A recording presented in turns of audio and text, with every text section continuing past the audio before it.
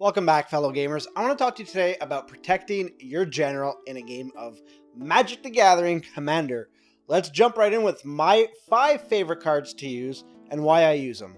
So first up, we have Whisper Silk Cloak. It's funny enough, this is actually a card that my play group had banned before we had just removed our own ban list and we play all the cards. We just saw this as such a powerhouse.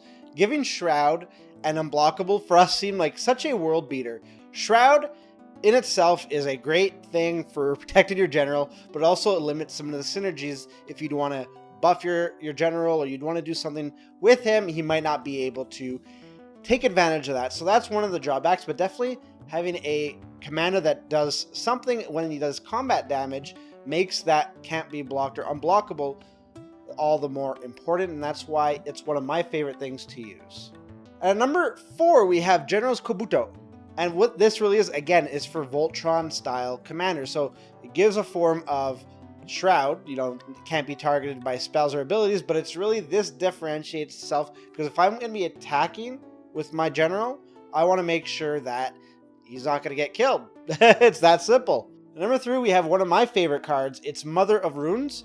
Now, this card can be played in white decks. Unfortunately, these aren't colorless like the other 2 cards that I mentioned, but the tap ability is so easy. It only costs 1 mana to bring out. I really enjoy it. And not only that, some would argue that 8.5 Tails is a better card because you can keep paying mana in order to protect multiple creatures and doesn't require a tap ability and so on and so forth. But I would say I don't mind doing a 2-for-1 where if they target my general with something, I give it protection from a color, and then they target it with something else.